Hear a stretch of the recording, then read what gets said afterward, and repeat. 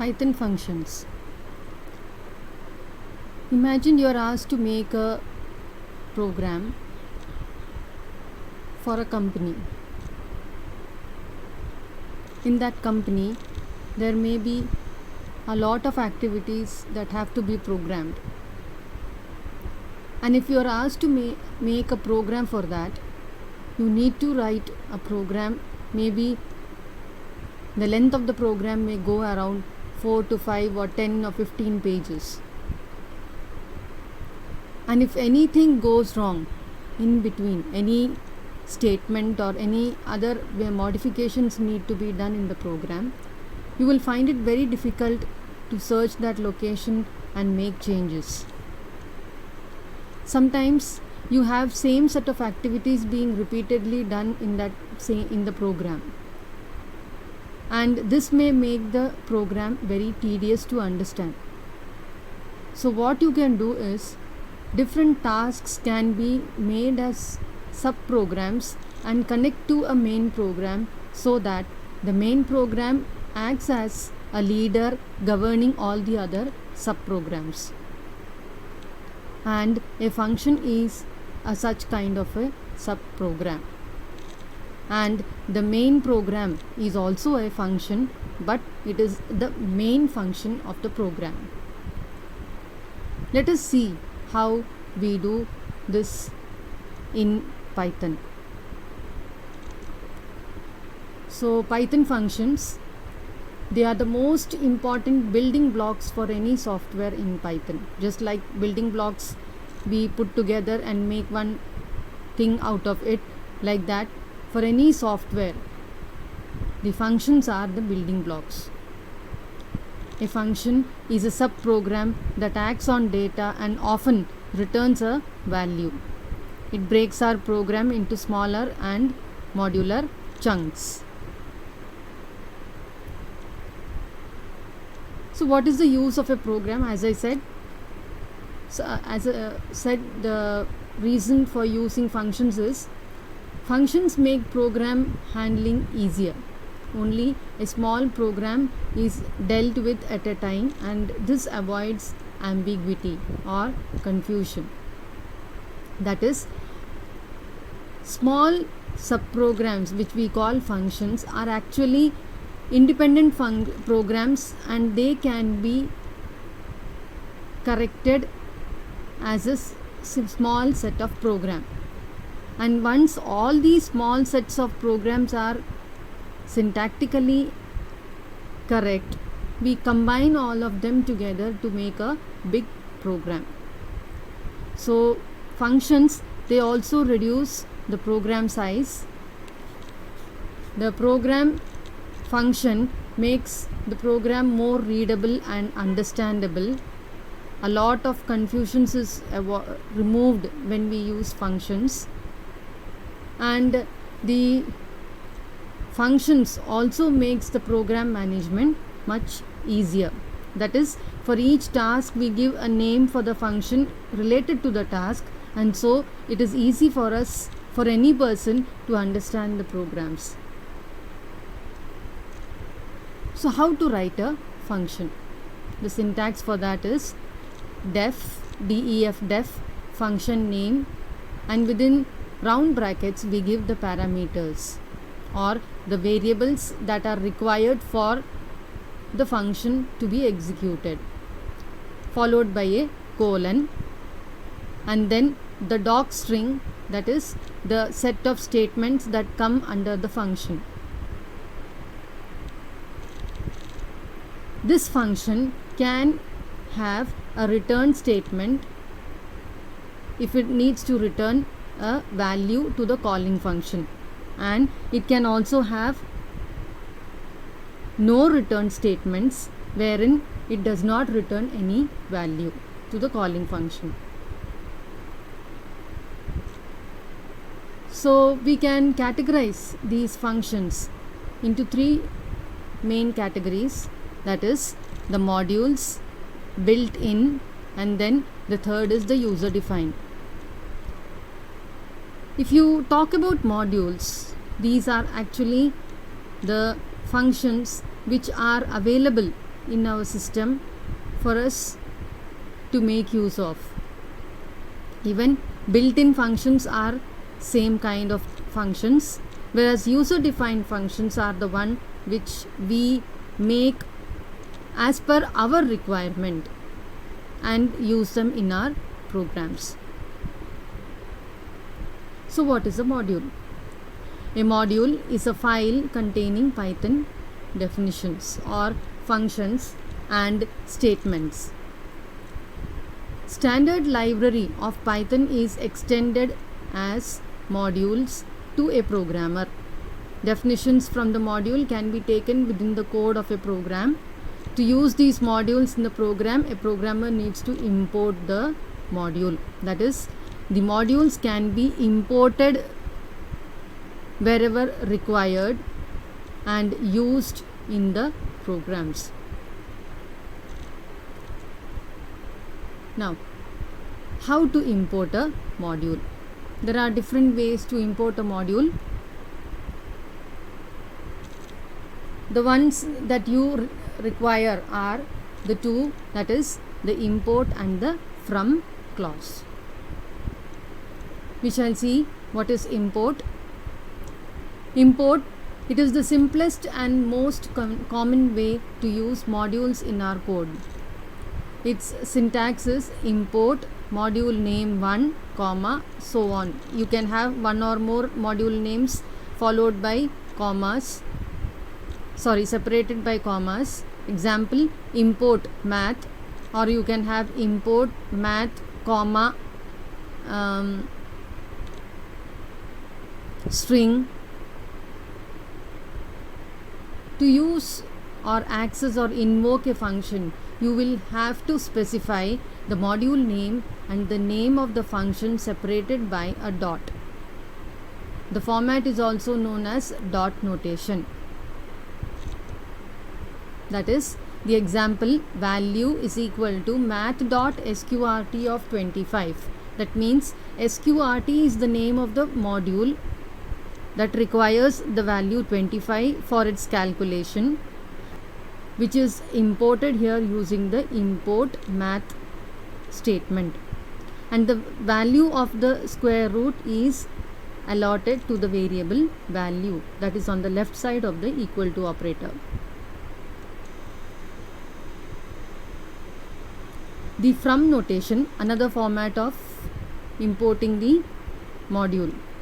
You can see here in the example, it is from math import sqrt, and then value is equal to sqrt of 25. So if you write import math alone, then you have to specify here as math.sqrt. Otherwise, if you write from math import sqrt, then you have to write only the name of the module or the function. So from statement is used to get a specific function in the code instead of complete module file. If we know beforehand which functions we will be needing, then we may use from clause. For modules having large number of functions, it is recommended to use from instead of import. That is, if you have too many modules being used in a particular function, then you can use from clause, and its syntax is from module name import function names. Okay, you can also write it as from module name import star. That means import everything from the file, that is all the files. Whereas here in this example we have written from math import sqrt. That means from the math module import only the sqrt module that is required here. So the others will not be imported. Now we have a few library functions here which we can use them in our programs. We shall see how they are being used one by one. For that, we need to first import the file, and then only we can use the library functions. First one, from math import star. This is to import the math file to this file so that we can use all the functions that belong to math here. The second one is from random import star. Now random is another file that is being connected to this file, and we can make use of the random file here for generating the random numbers. Random functions are being used to generate the random numbers. First one is the floor function. Now here the floor function is actually used to output the smaller value that is written within the brackets, that is minus 45.17. The smaller value of this library function will return a value minus 46, that is the lower value of what is present in the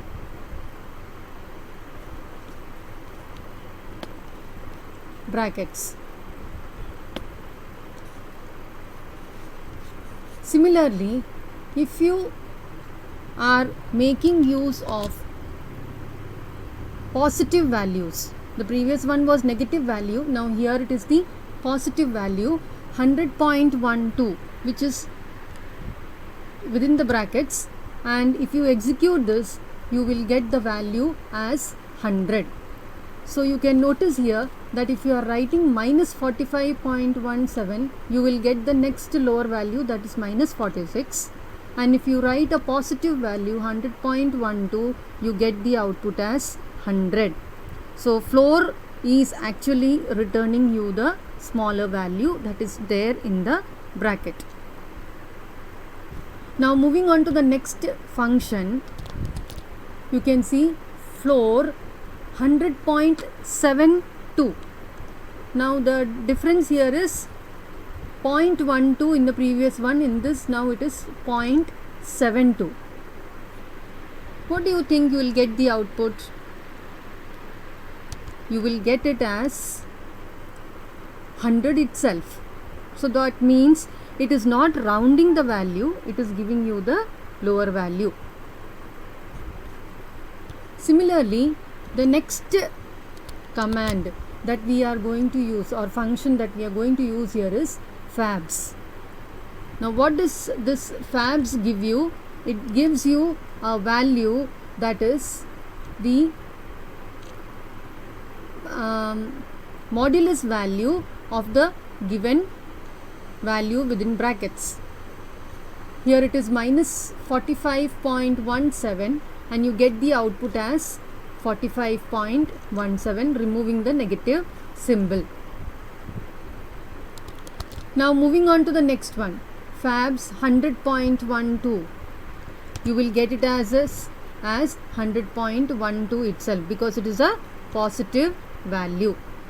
Similarly, if you give fabs of 700.72, you will get the value as the 100.72 value itself. The next library function that we will see will be exp. Exp is actually the exponent value, and it will give you the exponent value of minus 45.17. That is, exponent e raised to minus 45.17 will be the value that you will get from this. Now similarly, we will use the other functions here, that is exp of 100.12, and you can see that exp of 100.12 will give you the exponent value e raised to 100.12 and the value that you receive here. So exponent value is got using the exp function. Similarly, the next one also 100.72 also will give you the exponent value.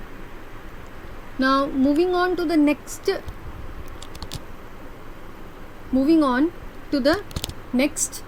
function, that is the random function. The random function, it will generate random numbers. Now what kind of random numbers these random number generators? They give you the random value between 0 and 1. See here, one time you get it as 0.61. Now this time you have got it as 0.61. Again, if I try to execute this same program, you can see that you will get it as 0.53. Now again, if I try to execute the same, you will get it as 0.03. That means this random function will 0.37. Okay, so 0.37 is the value that you get over here, and so from this you will know that all the 3 times you executed this function, you got the value was between 0 and 1. So random function will give you the value between 0 and 1. Okay, see here itself you can see that twice I have written the random function, and for both random functions you will get 2 different values, and both the values lie between 0 and 1. Now moving on to the next function, that is randint of 1,6. Randint of 1,6 actually gives you the random numbers between 1 and 6. We'll see how you are getting the value. You get it as the value 3. Now again, if you try to execute the same program, you will get it as 6. Now next time again when I execute, you get the value as 5. So you can see that randint function is a function that returns the random number between a range of numbers. You can get 6, you can get 1, you can get any number in between these. And this function can be used in the dice program, that is the if you are playing Ludo or Snake and Ladder, you make use of the dice which has got value between 1 and 6. So this randint function can be used there to generate the random number between 1 and 6. Again, randint of -2 to 20. What you will get here? You will get it between the -2 and 20. You will get a random value. See there, you have got it as -2. Okay, now if I give uniform 5,10, uniform 5,10, when you execute, you will get a value between 5 and 10. Alright, but here you will get the decimal values, whereas in the previous one you got the whole numbers. Now here again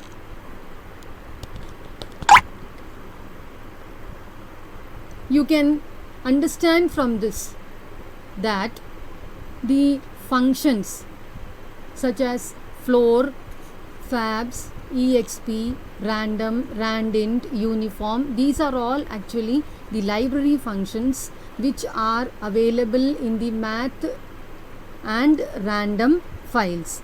And if you want to make use of these functions in your program, you need to import those files in your program so that you can make use of these functions. You can also write this import statement. Instead of writing star, you can specify floor here, so that only floor function will be used in this program. But since you are making use of different functions of the same file, you are using a star over here. I hope you would have understood all the library functions, how they are being executed. Thank you.